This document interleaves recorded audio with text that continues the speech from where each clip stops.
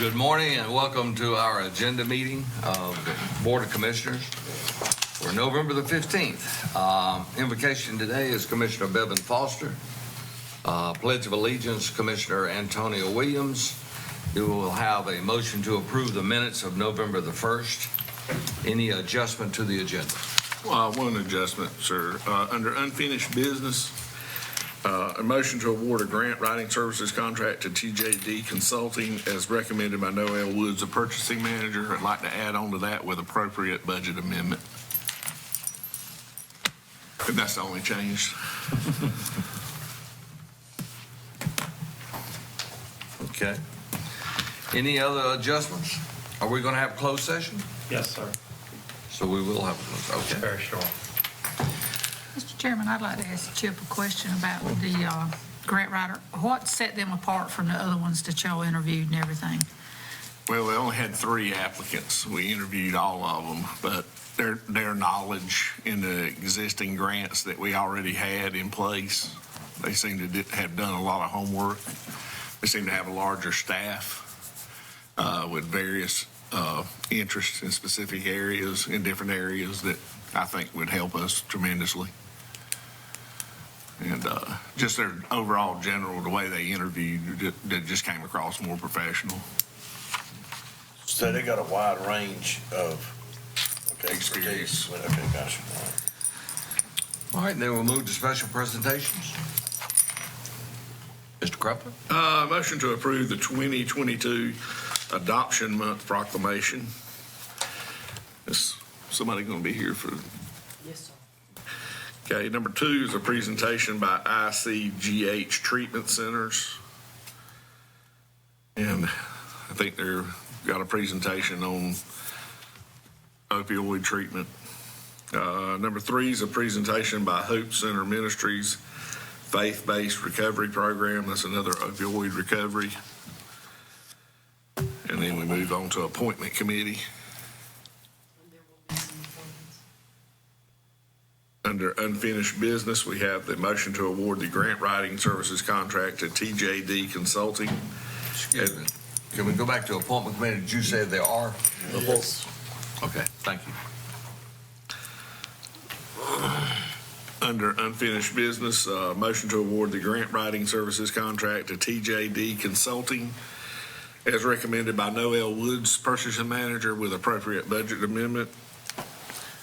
And then we move on to the consent agenda where we move into the budget amendments. And I'll turn that over to Allison. All righty. Good morning, Allison. Good morning. How are you? Great. Your first budget amendment is for the health department.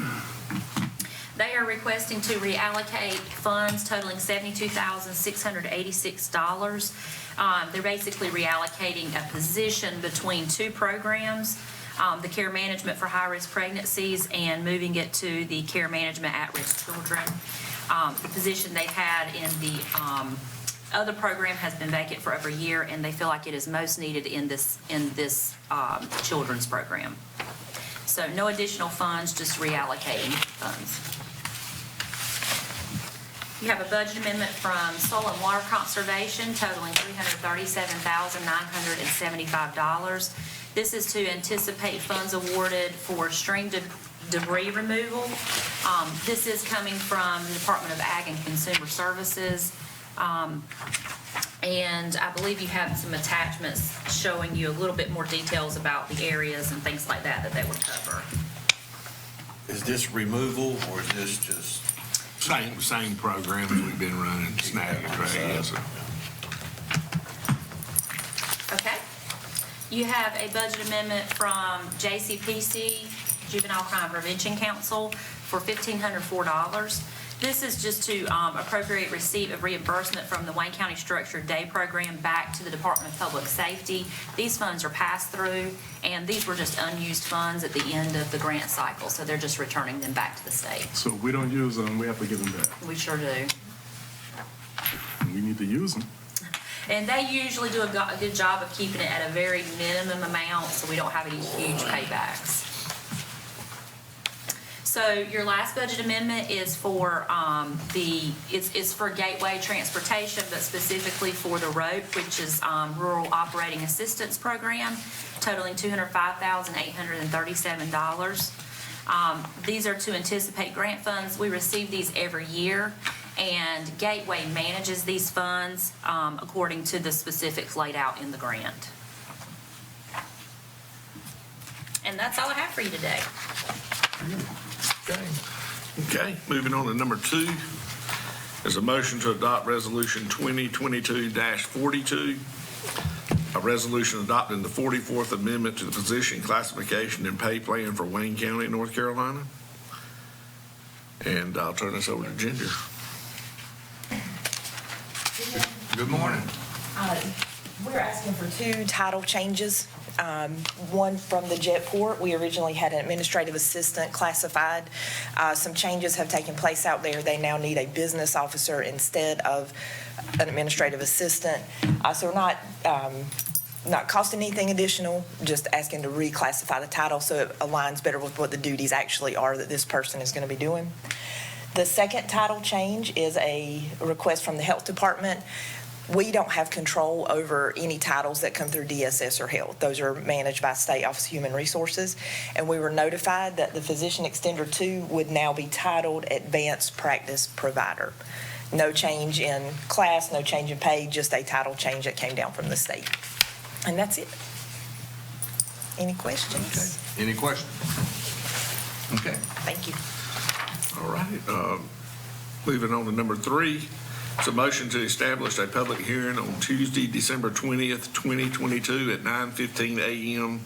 in the Commissioners' Room, Meeting Room in the Wayne County Courthouse Annex, 224 East Walnut Street, Goldsboro, North Carolina, to receive public comments regarding a proposed installment financing agreement or similar financing arrangement to finance a new jail facility for the County of Wayne.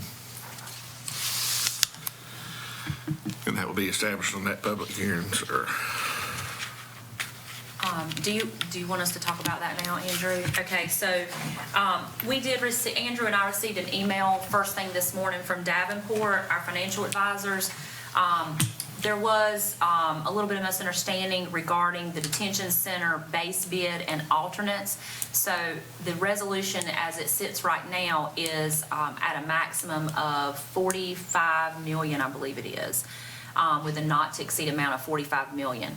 However, because the board has not received the bids back and has not made a decision regarding the alternates, what Davenport has suggested is that we increase that resolution to a total of $55 million.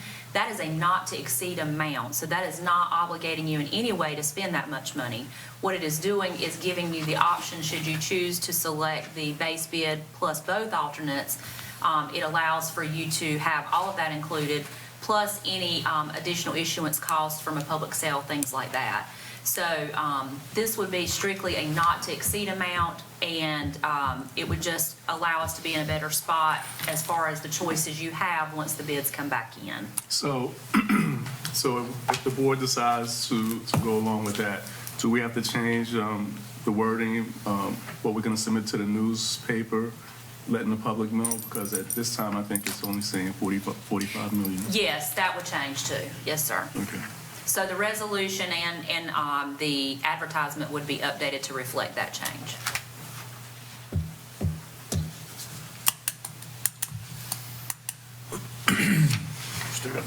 My only concern is that, you know, if we had it 45, now they wanted it 55.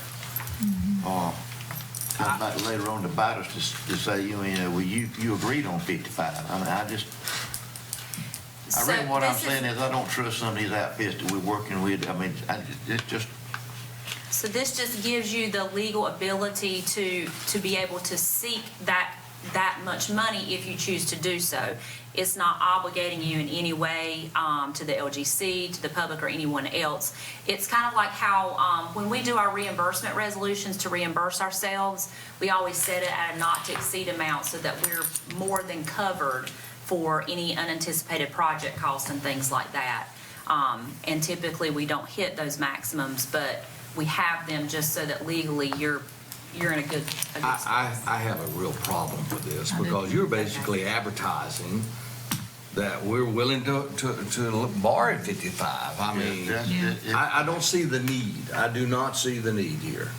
And I know that's totally contrary to oppose what our financial gurus are advising, but we're talking about one project. We're not talking about a combination of projects. We're talking about one project, and that's the jail.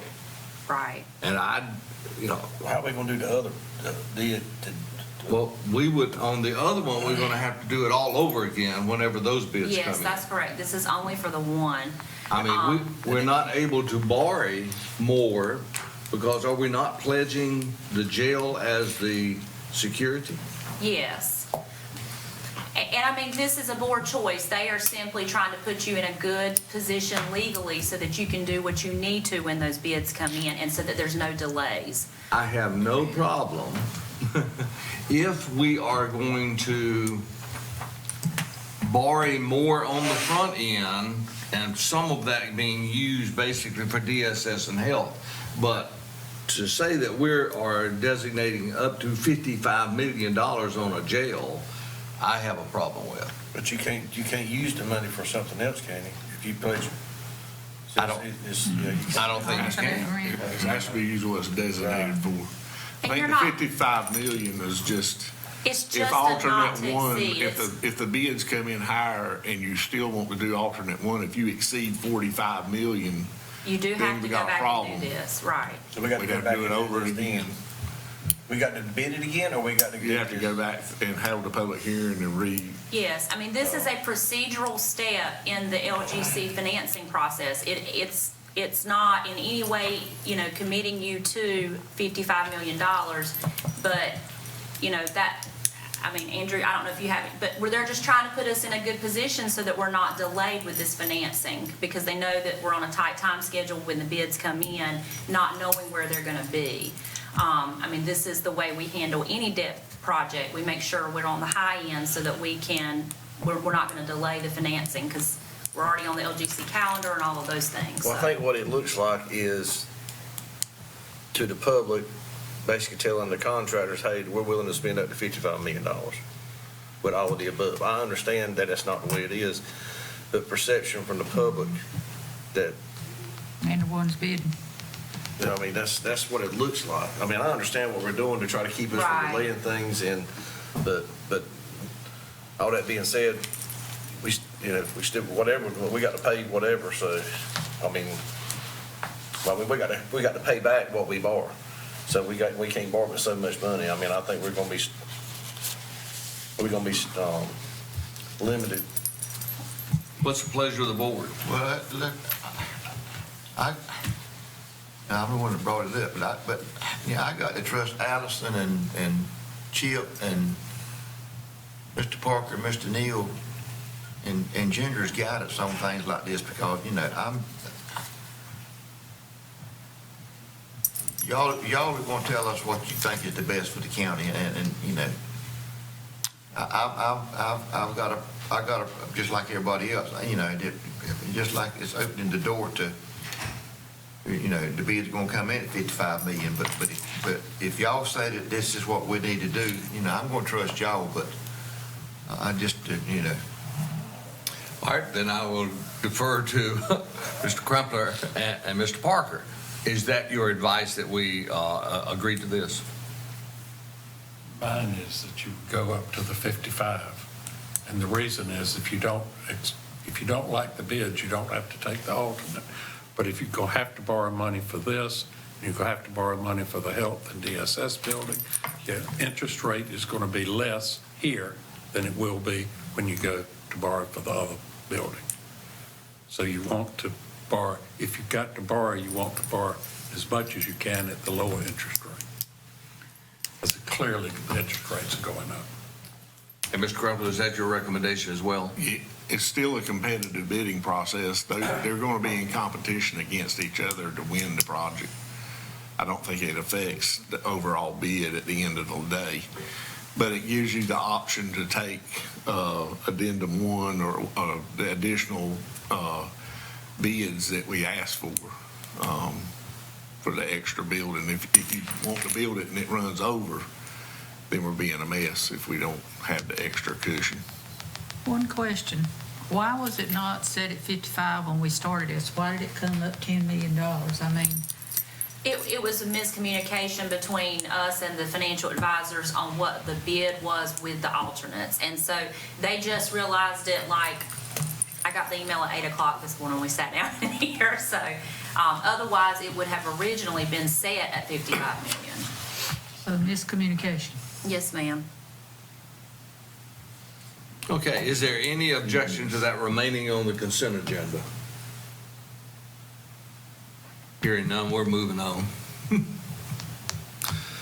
Okay, then the county manager's report, and then Board of Commissioners committee reports and comments, and then closed session. Miscommunication. We're going to go into closed session. Can we do that now? Yes, sir. Okay. And the purpose of the closed session is? To consult with your attorneys to preserve attorney-client privilege.